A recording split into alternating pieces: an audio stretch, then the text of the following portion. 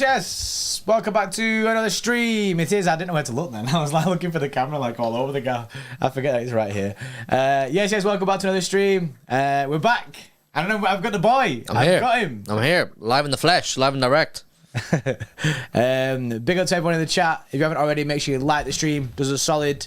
Helps us and helps other people find the channel. And if you are new, subscribe to the channel. If you're watching this back on a replay, comment down below. Let us know your thoughts on the injury crisis going on at Manchester City. First, how you doing? I'm good, man. I'm good. I'm happy. A win last night, but obviously a couple of injuries we've got to go over, so that's a bit of a rip. Squad size is becoming a bit of an issue at the minute, so what's going on? Wait, I can see it. I can see the screen.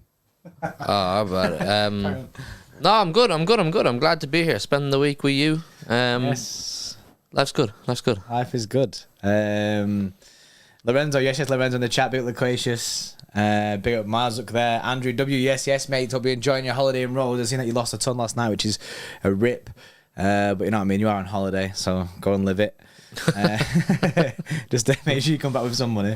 Jack Lee, yes, mate. Big up for your fan cam yesterday. Smashed it, mate. Smashed it. Yeah, big up Jack Lee, man. Also, all the people who, if you haven't seen the fan cams, they are live on our channel. If you go to the video section of the YouTube channel, you can go see all the fan cams from last night. Right, so smash the likes as well. Smash the likes. 25 likes, 100 in the building. Let's see, can we get up to 50 likes? So smash it if you haven't done so already. And let's go over these injuries, man, because they're big injuries. They're big injuries. Well, LB 1998 says, "Come on, boys, injuries aren't that bad. Players will be back soon." Now, on that, we have news about like kind of like time frames and that, but it's not the best situation. We are forced into a kind of mode of a team. Ali Al-Sari, yes, with a 729. Yes, bro, hope you're doing well. He said, yes, JP, and the Irish JP. I'll take that, man. I'll take that. Look at this. Yeah, mate. Me and Irish me. We're here all week. He's here all week. Yep. Andrew in the chat says, get watching the fan cam blues. They are good. They are very, very good. So injury-wise, we'll start off with Bernardo Silva because that was last night. Did we get a time frame or is it still unknown? It says he's going to be assessed. So Bernardo Silva's going to be assessed. We don't know the severity of the injury. Do we even know what part of his body it is? Like what kind of issue he has?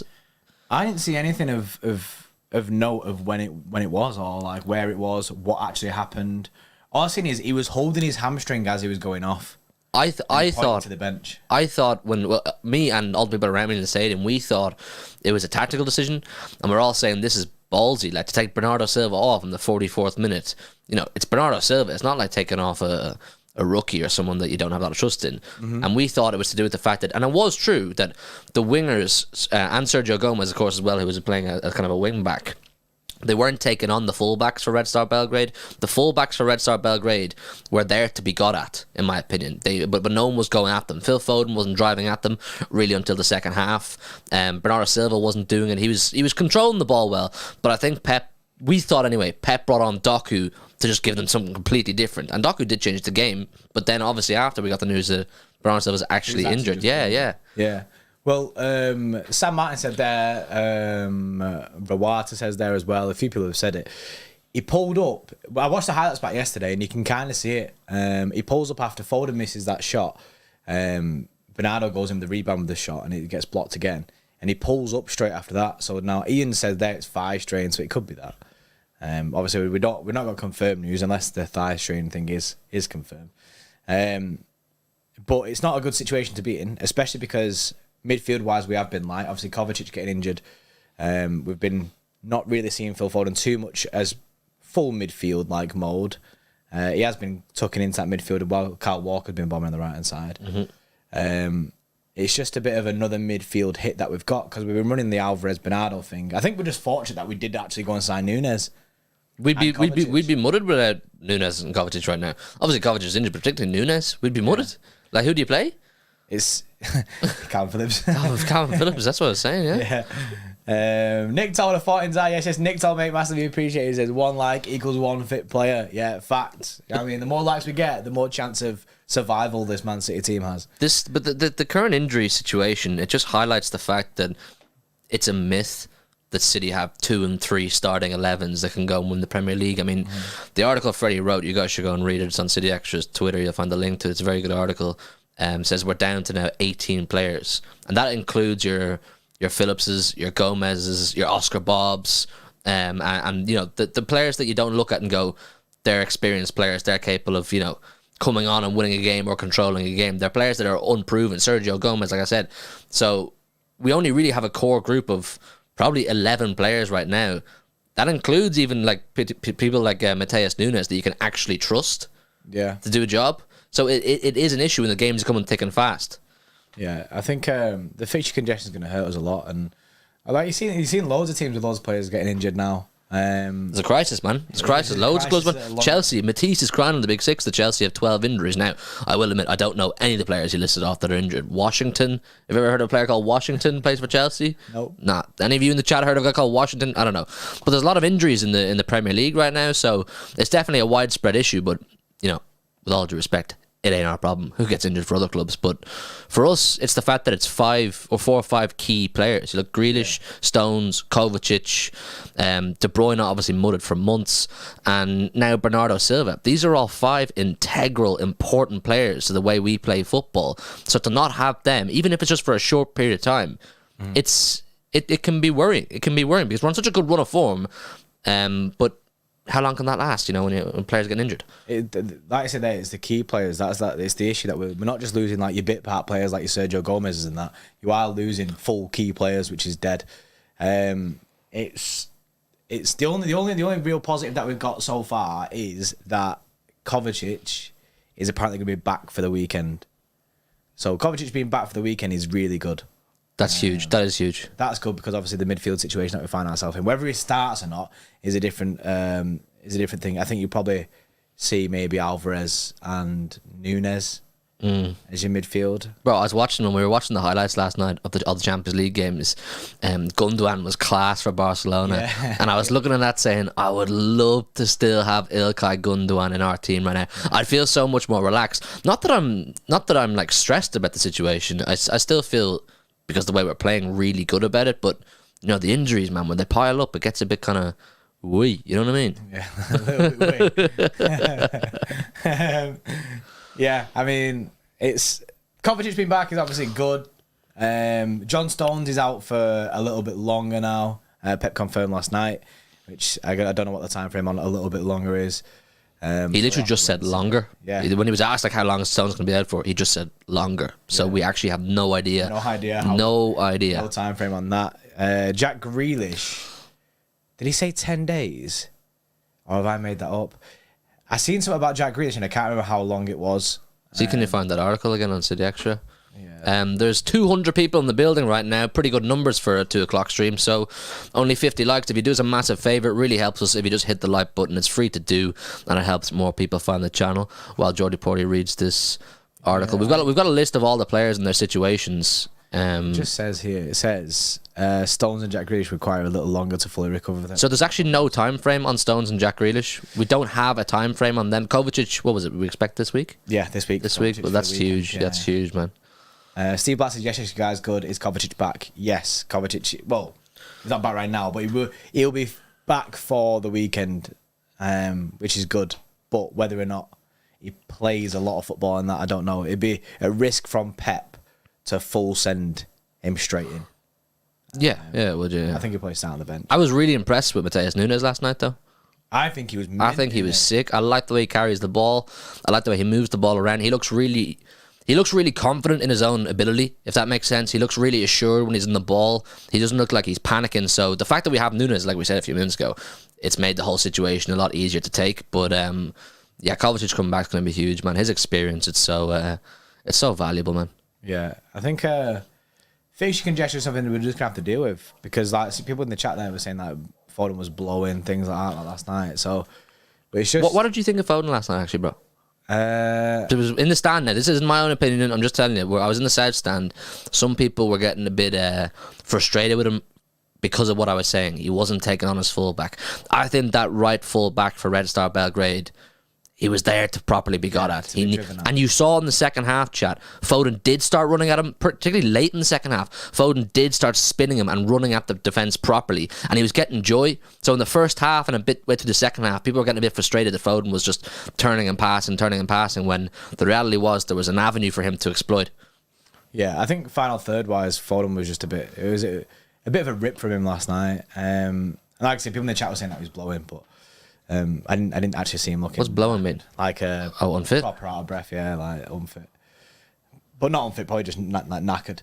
But yeah, it's weird because the formation now is like Foden's basically a false winger because he does come inside and plays pretty much in the mid because Kyle Walker holds that width. So then I preferred it when Doku came. When Doku came on and runs at your man kind of thing, you get it's a bit more dynamic there. But yeah, we're going to drop a video, by the way, chat, on Doku later on this evening at some point, 4 or 5 o'clock, so keep an eye out for it. We're going to properly dive into Jeremy Doku's style of play, what he offers to us, because listen, he played what was it, 10-15 minutes against Fulham. He got a bit of a run out. One of the games he got a run out, but his proper debut then was against West Ham. Cooked. Last night came on just before half time and he changed the game for me. He absolutely cooked. So we need to have a serious conversation about Jeremy Doku. Yeah, he's the guy's next level, man. The guy, Doku, man, almost. No. Not yet. No. Let's not. Let's all relax. Yeah. No, man, a machine. Yeah, man. He's an exciting player, though. I'm gassed about his performance yesterday. Obviously, I didn't know how much time he'd get yesterday. I thought he would play. He obviously did play, but I didn't think it'd be through injury. I didn't think we'd be having this conversation, to be honest. But yeah, it's a bit of it's annoying because obviously we've won our first game in that, and this kind of just puts a dampener on the situation, and it just kind of like you kind of look at your injury situation going into the weekend, but you kind of get forced into a first 11 then. But I'm still confident in the side. Like obviously with our injuries, they are big hits, but even without Bernardo Silva, I'm still confident in our team. You just got to roll with the punches, man. You just got to take it in your stride. I mean, I'd rather this situation happens now than in 2-3 weeks. Yeah. You know, we've got a huge month in October. More Champions League games. Granted, like, we don't have the hardest Champions League group, but you still got to win the games. And we saw last night that if we didn't switch it on the way we did in the second half, we could have dropped points last night. We easily could have. Luckily, we turned it on the second half. Fantastic. But October is a huge month, chat. Arsenal away, Brighton at home, United away. All 3 of those games we could potentially drop points without any doubt. I'm not going into any of those 3 games saying they're guaranteed wins. So I'd rather this situation arises right now and hopefully gets resolved and you know, slowly back to our full squad sort of level within the next, you know, 10 days, 2 weeks, 3 weeks max, so that we can hopefully have the best squad available possible, biggest squad available possible for those fixtures, because October is going to, it's obviously not season defining because it's so early in the season, but it's going to definitely set a precedent for how the season's going to shape up moving forward. So many Big Six fixtures, other Big Six teams playing against each other. At the end of October, we're going to get a real idea of who is going to be the front runner. Is it going to be City? Are they really going to be a front runner and push for it? Or is there going to be a team that's going to go neck and neck with City? Could Arsenal go neck and neck with City? Could Liverpool emerge? So to give ourselves the best chance, I think we need to have the best squad we can available in October. So please God is all I'm saying. You know, these injuries come to an end by then, but yeah, like I say, it separates the leaders from the rest of the pack, doesn't it? So you can kind of get a vision for what the Premier League is going to be like. We win 3 from 3 in October. We win the... No, I'm joking. Guy ready to get clipped. No. I'm not doing that yet, man. People clip it was ready on the button then. Yeah. He's going to say it. I had to save myself, man. Steve said should do a documentary about him. Oh, well, it's funny you say that because we might have something cooking. Yeah, we might have some. We might have a little as well. Documentary. I like that, Steve. The Jeremy documentary. If you want a documentary, hit the like button and we might have something for you. Hit the like button. We're 12 off 100. 260 in the building, man. The numbers are class. I think people like the fact that we're in the same place. It does look better. The setup's sick, together, man. So smash the like, but get up to 100, man, and we might have something cooking for you on the Jeremy documentary side of things. Yeah, facts. Codename 0 to 4 months says happy for the 4 months, boys. 8 goals conceded in 10 games since the Champions League final. Great Wall of Manchester still under construction? ? Bring John Stones back, and the Great Wall of Manchester is complete. John Stones. You've got a key brick missing from the wall. He's not just a brick in the sense of like he holds it down. He's a brick that he's a more multi-dimensional brick because he can go forward. He can link up the play. He's such a Rolls Royce of a footballer. We're going to see a significant increase in the way we play overall when John Stones comes back, because that's how important he is technically. Yeah, he's a 3D brick, isn't it? 3D brick, man. Ain't no 2D brick. John Brick. John Brick. Yeah. MJG says you hold hands now, lads. MJG, mate, you move mad.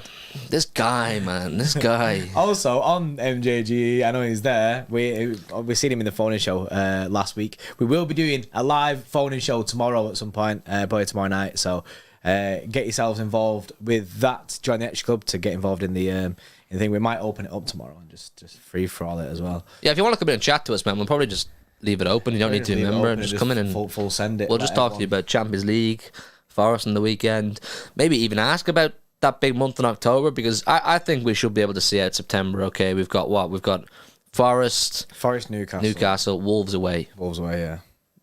I know Wolves gave Liverpool a pretty good game the other week, but we should be able to go there and get the job done. So maybe just look towards October. I'm not overlooking these games, trust me. I know I bang on about that a lot, but October's where shit's gonna get serious. Yeah, it's gonna pop off there. Yeah, man. It's where I seen actually a graph, and it showed statistically with the Opta stats in the teams who'd had the easier Premier League starts, given the opposition that we're facing. We were quite low down of like easier starts. Like your teams like Liverpool and that, they were up there. We were having a harder start than us. So it's something to look out for as well, because obviously we're going to come across some difficult fixtures at some point, and that's where October, these kind of fixtures start going to congest, like the heavy donnies where you're looking at it and then you really need to get them 3 points. MCFR TV, yes mate, he said I missed the start. Are you in the same place all the time now, just for a few streams? He's over from Ireland for the week until Saturday. So on Saturday, fan cams as well. So you know where to wait. Outside, opposite entrance P. Fan cams on Saturday. Yeah, man. 10 getting sacked soon, says Tone. I'm gassed for that game later on, man. I think Bayern are going to spank Man United, and I hope they do. I hope Harry Kane dunks and hits the gritty on Manchester United Football Club. Yeah, I hope Harry Kane comes out and decides he's Jeremy Doku for a few minutes after he scores. I think they're going to slap Man United up. Yeah, really looking forward to seeing that tonight. Me and Hugh going to go for some beers and watch the game. Can't wait. I haven't watched on for it. No, it's Assassin Game, mate. We're going to go out and have a few beers and watch the game whilst Hugh's over here. We'll make the most of it. Kane hat trick. Yeah, definitely. Sam says he just pictured Harry Kane grinning. Yeah, imagine. Obviously. And then Andrew says might slip off to the bar here I can get away with to laugh at United. Yes Andrew, mate. You need to just sneak out, innit? Sneak out, go to the bar. People wondering where you are, innit? Where's Andrew gone? But they'll find you. You'll be alright. Arsenal clear win, question mark. Bro, they're going to Europa. Arsenal, who are they playing? Is it PSV? PSV, yeah. Yeah, Arsenal playing PSV tonight, which obviously is not going to be... I think it's at home. Arsenal home, yeah. I think it's in the Emirates, yeah. That'll be on as well, so we'll keep our tabs on that. Maybe like a Champions League review show tomorrow or something, just to look back at all the fixtures of this week. LB there says Vinny Jr. out for 2 months. Didn't know that. Is it? Didn't know that. I didn't even know he was injured. Yeah, I watched them against Real Sociedad on the weekend. He wasn't playing. I didn't know he was out for 2 months though. That's a big blow for them. Yeah, pretty mad. They'll be fine though. The Champions League. They'll still be in the knockout stages. He'll be back. Yeah. But we'll have Kevin De Bruyne back. Please God, man. Yeah. Chat, I want to say this as well. You look at Jeremy Doku. You look at Jeremy Doku and the way he's playing, and the impact he has just kind of on his own when he's in the ball. Can you imagine when Kevin De Bruyne is back, fit and firing, with those passes in between the defenders, breaking the lines, picking out those angles that Doku can run onto? Doku, De Bruyne is going to be a Belgian link-up. That's going to cut. Bro, he's already got it with Haaland. So you got a little trifecta there of Doku, Haaland, and De Bruyne. It's going to be flames, man. That's what I'm saying. I'd rather all this happen now and we can hopefully get ourselves ticking over nicely into the second half of the season and have that fully fit squad that we like to have for the business end, and let it cook, man. Yeah. Hads there says KDB will elevate Doku's game. Yeah, he will, man. He will. I think Doku's gonna really surprise us with his G&A output. Well, he should have loads of assists already. Yeah, Haaland, man. Man had loads of assists. He should have had 3 the other day. He should have had some against. Should have had 1 at least against Red Star. So Haaland needs to be putting away these chances, man. He's denying all these Donnies of assists. He's going through a rough patch, Haaland, right now, but it kind of just, like, it was always inevitable. Like, it was always inevitable that strikers are going to go through periods where they're just not getting the goals. Like, the chances aren't going to go in. I mean, there are some of the chances where I back myself to score. I backed Jordy Purdy to score. Do you know what I mean? He's missed a few against West Ham that I kind of go, listen, my nan would have put that in. But, you know, he is human. We do make mistakes. We do miss chances, but it will click again for Haaland. He's too good. But for Doku, yeah, it must be frustrating because his stats right now could be insane for his first few games if Haaland could just find the net. But even with Haaland not being clinical, like properly clinical right now, he's still on, what, like 7 goals this season? Like, that's still pretty wild, ridiculous, yeah. It's still wild, yeah. Paul there, he's still got 7 in 5 in the Prem.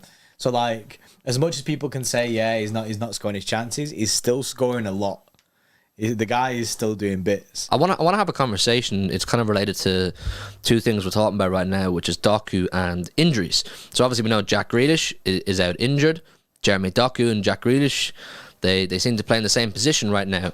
I want to get the chat involved in this. Maybe do a poll. There's 290 in the building. Smash a like. See, can we get up to 200 likes, by the way? But I want to know your thoughts on the winger situation, because we have great depth and diversity in our wingers, like different types of wingers. If they're all fit and firing, we've got great options.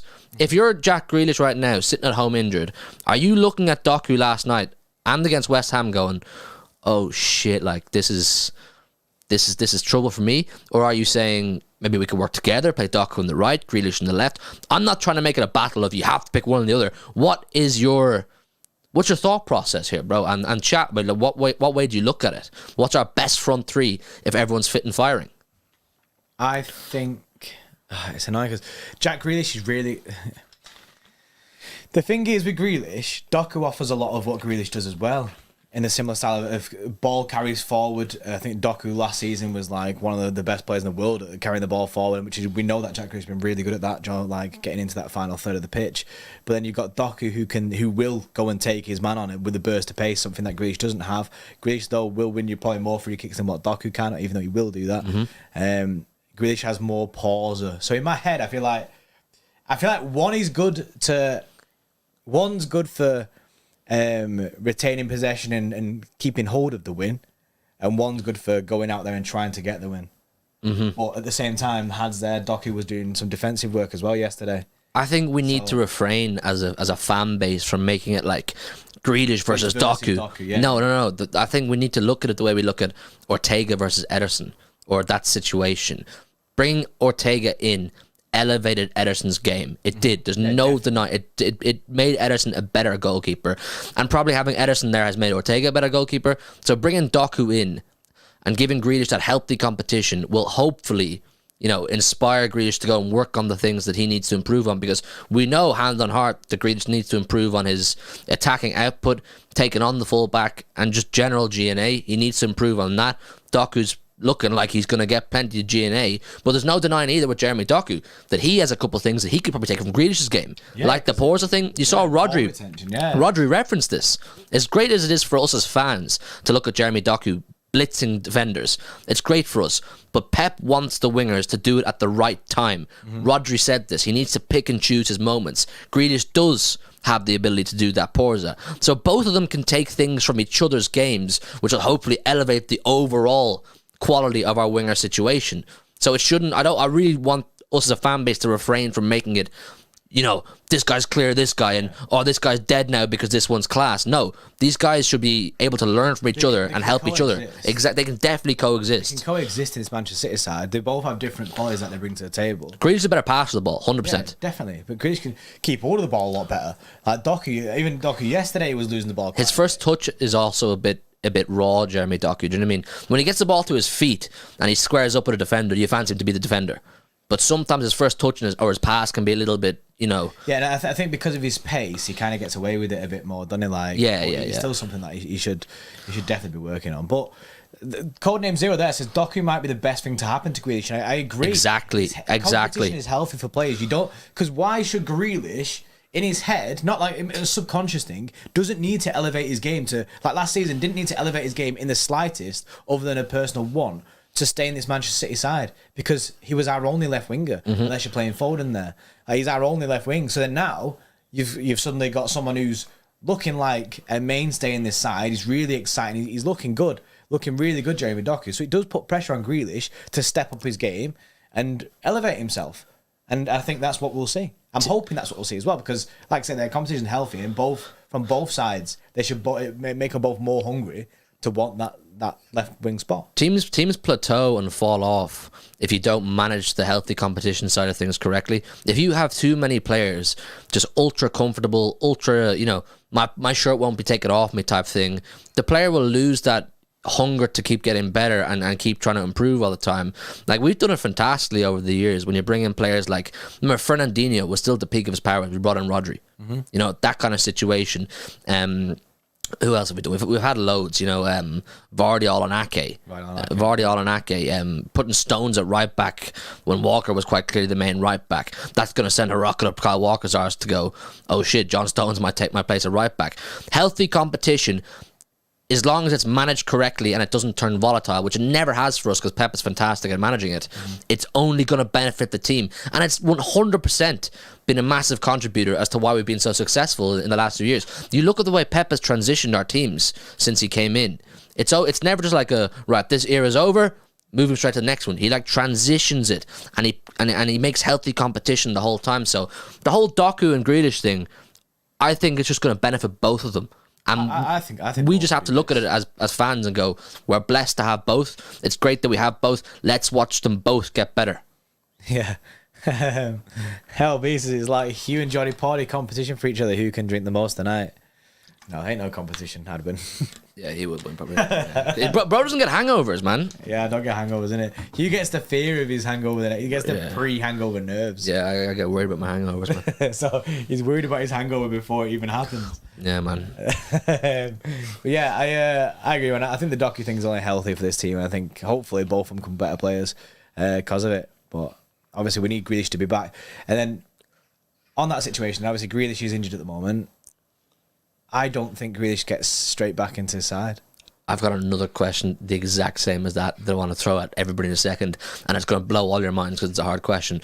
But yeah, I think you're right. I don't think Grealish gets straight back in. I think Doku has burst onto the scene, as Mika Richards would say, and he's made a huge impact. Pep is quite clearly blown away with how good Doku is. He said it, didn't he? He was like, I can't believe how good he is, you know, this quick.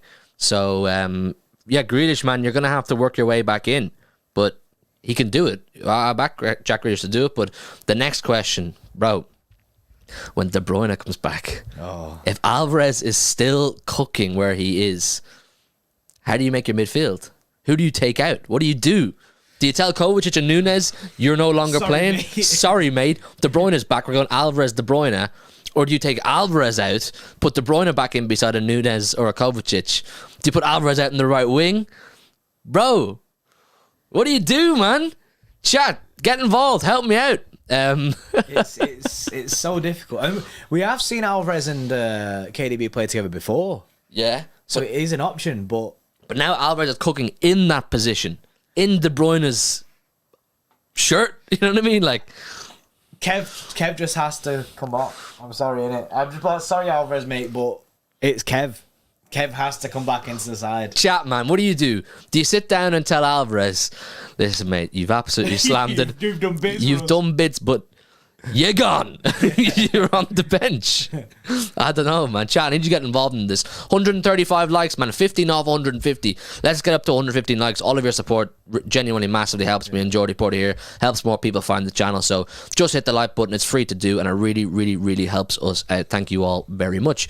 And we're reading all your messages in the chat. We want your opinions massively on these things because we can't just tell you what's right and what's wrong. I want to know what you guys think. 'Cause I'm caught between the whole midfield situation. It's difficult, man. It's difficult, man. Paratosh for 28 months says, Hugh, do you rate Alvarez now in that position? Question mark. Yeah, I do. Yeah, Also, I made a public apology. I tweeted out. If you follow me on Twitter, man, I made a public apology. I said I think I owe Julian Alvarez an apology.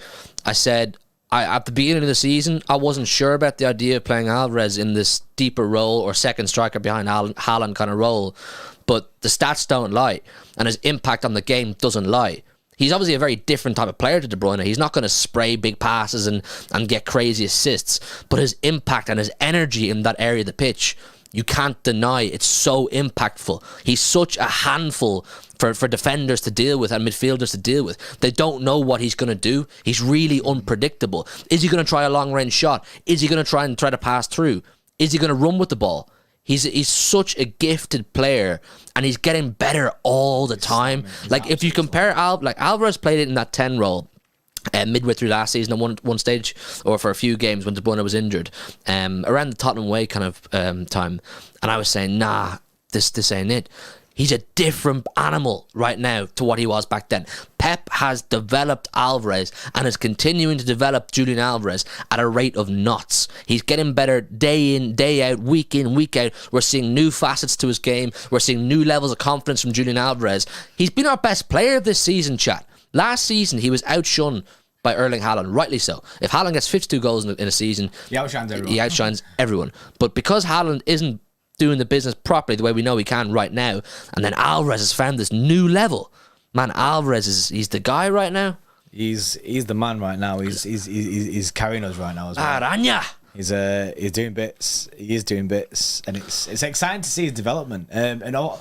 This is the thing with Kev being out of the side. It's allowed Alvarez to develop more in that role. Mm-hmm. So, as much as it's not a good thing that Kevin De Bruyne got injured, it's good to see Alvarez getting a lot more game time. Is probably the best way to word it, because last year we had the problem of how do we fit both Haaland and Alvarez in the same side, whereas now look at the link up that they've got. Alvarez is dropping deep, Haaland comes up, he'll play the ball into Haaland with the pass back for his goal yesterday, and there's even times where you'll see Haaland will run this way and drag a low, because the defenders are going to go with Haaland. They'll get dragged this way, leaving space for Alvarez to run into the box. Mm-hmm. And he had a chance like that yesterday where he had a shot. I think it was straight at the keeper. Yeah. But it's them two are figuring out how to work together as well. There's a question flying around social media a lot right now, and it's how would you value? Where would you value Julian Alvarez right now? Who was in the chat says there a second ago, 14 million is mad. I'm sorry, I can't see who it is, but someone said 14 million to sign Julian Alvarez is crazy. What would you value? Chat get involved in this as well, but you, bro, where do you value him? I think he's a 100 million pound player. Treble winner, World Cup winner, goals and assists, developing at a rate of knots, like I said. There's quite clearly still a really high ceiling for him to get better. How do you get an Aguero/Tevez regen and value him less than 100 million? Like, I don't understand. The thing is, like, what he is right now, it's not even his final form. You can still see he's going to get, like, you're paying for the potential. Yeah. You're paying the valuation I've set is at least 100 million, probably more, because of what he is right now and what you're paying for him to become. You know what I mean? Like, who was it? Real Madrid paid what they did for Jude Bellingham because they know he's going to he's a sicko. Yeah. We paid what we did for Josko Vardiol because we know he's going to be a bad man when he hits his final form.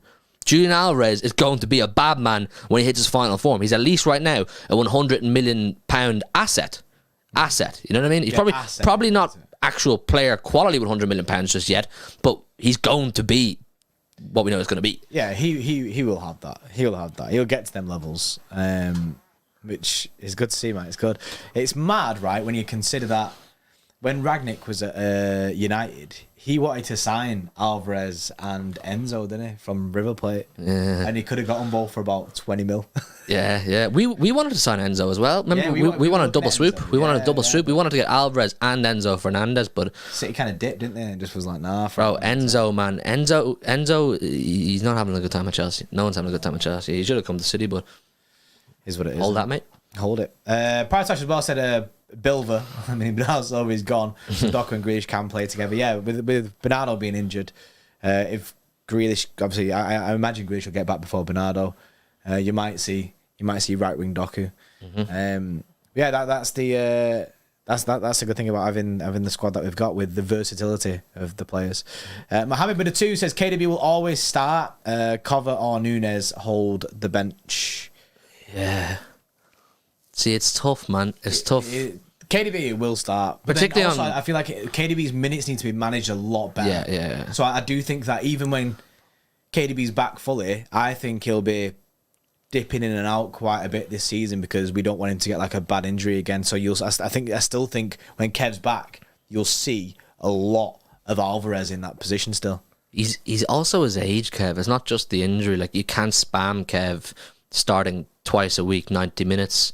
You know, you're really going to have to manage the minutes you give to Kevin De Bruyne, because he is such a crucial player and he still has so much to offer this team.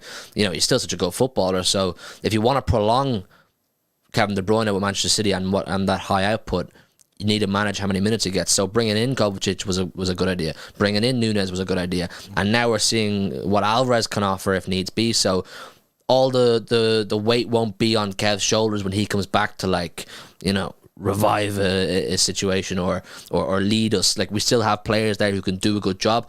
I feel bad for Kovacic though. If Kovacic is the one that you've got to tell, you know, you're now being dropped, mate, or you're now not as important as you were 4 months ago, because he is so good and he has been so good for us. It's a headache that fortunately we don't have to deal with. It's a Pep headache. It's a Pep selection headache, which is good to have. It's going to be weird when everyone's back. When everyone's back from injury, it's going to be weird because we're going to see more of what we're not seeing now. That's when we win the quadruple. That's when the quad comes on. We I hope that everyone at that point stays fit. On paper, we have a fantastic squad. Like, the quality in our squad is insane.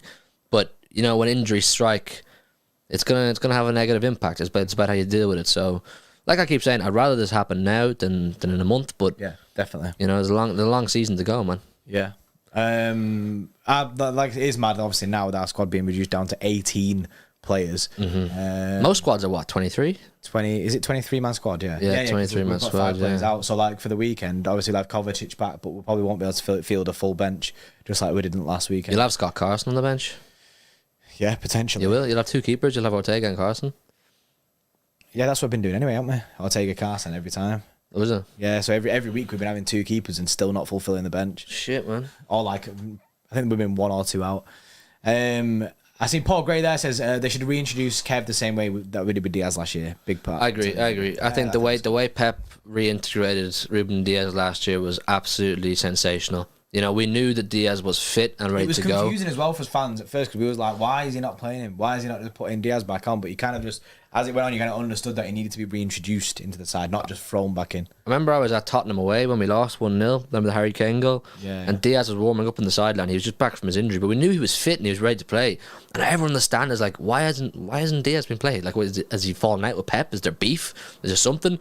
And then it was another 2 weeks after that again, I think, until we actually saw Diaz back. So, but then he runned it till the end of the season. Yeah.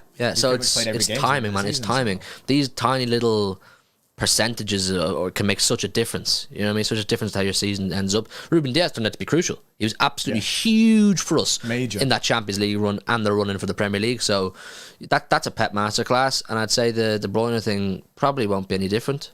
Yeah, I agree. I think he'll do the right thing. I do think they fucked up with him getting injured. I think they rushed him back a bit too soon. No one expected Kevin De Bruyne back until about September.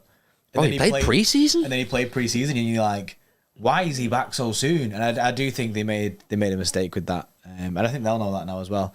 But I think he'll be covered in bubble wrap for a few weeks. So when Kev is back and on the bench, I won't be getting stressed about why is he not bringing Kev on, things like that. I think he's just got to get reintegrated into the side slowly. You got to give it a lot of patience with that. But that's why we're fortunately in a situation where the players that we've signed are doing well, and as a team we're doing well. So we're lucky enough to have not needed Kevin De Bruyne right now.